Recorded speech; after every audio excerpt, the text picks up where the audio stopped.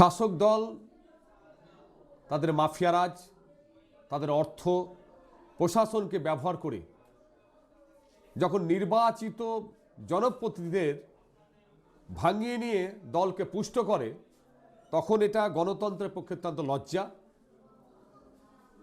আমরা বলবো, যে সমস্ত জনপ্রতিনিধি আজকে শাসক দলের নাম লেখালেন, আপনাদেরকে প্রথম কাজ, মানুষের রায় আপনারা নির্বাচিত হয়েছিলেন, সেখানে আপনারা পদত্যাগ করে যান। জয়েন করলো এবং কোন পার্টি থেকে জয়েন করতে এসেছে? সবাই কংগ্রেস। দেখুন, আজকে লালগোলা পঞ্চায়েত সমিতি জঙ্গিপুর সাংগঠনিক জেলায় আমাদের একমাত্র যেটা ছিল, সেটা তৃণমূল কংগ্রেসের বাইরে ছিল।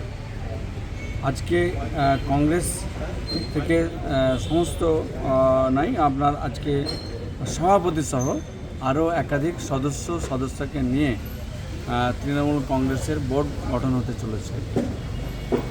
যেমন আজকে সভাপতি সহ 3 জন কর্মাধ্যক্ষ, সেই সঙ্গে 2 জন আরও সদস্য আজকে যুক্ত হয়েছেন।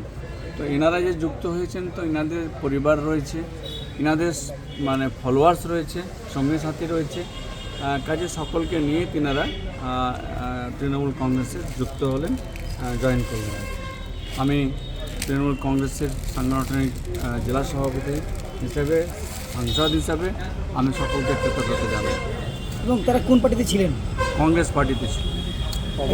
পঞ্চায়েত সমিতিটা পুরো তৃণমূলের হাতে ছিল? হ্যাঁ। হঠাৎ করে টিএমসি জয়েনিং কেন ভোটের মুখে? সে মুখ আপনাদের কংগ্রেসের পঞ্চায়েত সমিতি ছিল? কংগ্রেসের পঞ্চায়েত সমিতি ছিল, সেইখানে পঞ্চায়েত সমিতি চালাতে যে অসুবিধা কিছু হয়েছে সেরকম নয়।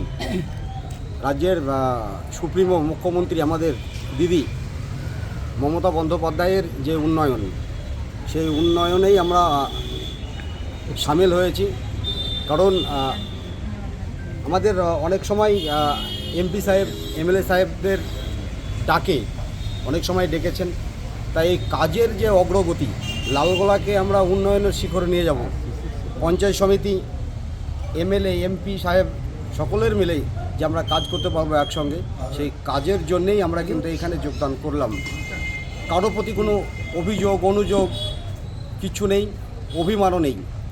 একদম মমতা বন্দ্যোপাধ্যায় এবং অভিষেক বন্দ্যোপাধ্যায়ের নেতৃত্বে আমাদের জেলার প্রেসিডেন্ট এবং আমাদের খুব কাছের এবং মনের মানুষ, মনের সঙ্গে অনেকটাই মিল হয়। দেখে খুবই ভালো লাগে। আমাদের এমপি সাহেব আমাদের লালগোলার কিন্তু এমপি, জঙ্গিপুর লোকসভা কেন্দ্রের মধ্যে লালগোলা আমাদের পড়ে। এমপি সাহেবের ব্যবহার, আচার খুবই ভালো লেগেছে। তাই এমপি সাহেবের হাত দিয়ে আমরা আজকে তৃণমূল কংগ্রেসে যোগদান করলাম। আগামী দিন লালগোলার উন্নয়ন যেন হয়, এমপি সাহেব আমরা সকলে মিলে দেখব। এমপি সাহেবের কাছে আমাদের ক্যান্ডিডেট, আমাদের তৃণমূল কংগ্রেসের যিনি প্রার্থী হয়েছেন লালগোলা বিধানসভায়, ডক্টর আব্দুল আজিজ সাহেব, ইনশাল্লাহ প্রচুর পরিমাণে ভোটে জয়ী হবেন, সেই দোয়া আশীর্বাদ করেই আমরা আজকে এখানে জয়েনিং করলাম। কতজন জয়েন করলেন? আজকে আমরা জয়েনিং করলাম সভাপতি লালগোলা পঞ্চায়েত সমিতি সহ আরও 5 জন। আমি শিক্ষা কর্মাধ্যক্ষ লালগোলা পঞ্চায়েত সমিতি, এবং জনস্বাস্থ্য আছে, আপনার কর্মাধ্যক্ষ আছেন প্রাণী সম্পদ ও মৎস্য কর্মাধ্যক্ষ আছেন 2 সদস্য, সুক্তারা বিবি এবং এলিজা বিবি। 6 জন আমরা আজকে যোগদান করলাম। তাহলে পঞ্চায়েত সমিতিতে জয়েন করে তৃণমূলের হয়ে গেল? হ্যাঁ, একদম। আপনারা লোকসভা 14,000 ভোট এগিয়ে যেতে পারবেন? আশা রাখছি, একদম আশা। আপনার নাম? আমার নাম হুমায়ুন কবির। আপনি কোন পদে?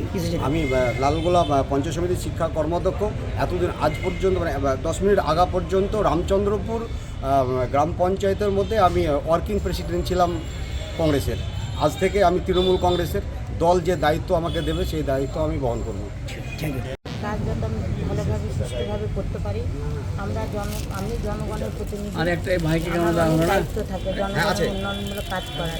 একটু অসুবিধা হচ্ছিল, সেই ক্ষেত্রে যাতে অসুবিধা না হয়, যাতে সুষ্ঠুভাবে কাজগুলো জনগণের করতে পারি, সেই জন্য আমি কংগ্রেস থেকে তৃণমূলে যোগ দিয়েছি। তাহলে কি আপনার সুষ্ঠুভাবে কাজ করতে পারতেন না আগে কংগ্রেস থাকাকালীন? একটু অসুবিধা হতো আর কি, অসুবিধা হতো।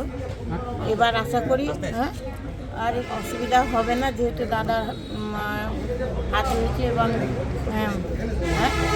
ফান্ডিংয়ের ব্যাপারটা একটু অসুবিধা হচ্ছিল আর কি। বলছি কী সমস্যার মধ্যে পড়তেন আপনারা কংগ্রেস থাকাকালীন? অসুবিধা বললেন, কি কি অসুবিধা পড়তেন? ফান্ডিং অসুবিধা, হ্যাঁ সব ফ্যান ধরেন ব্যবহার করতে পারতাম না, অসুবিধা হতো কাজকর্ম। মানে অসুবিধার জন্য আপনারা জয়েনিং করলেন, তাই তো? আমার নাম লক্ষ্মী সরকার, সভাপতি লালগোলা পঞ্চায়েত সমিতি।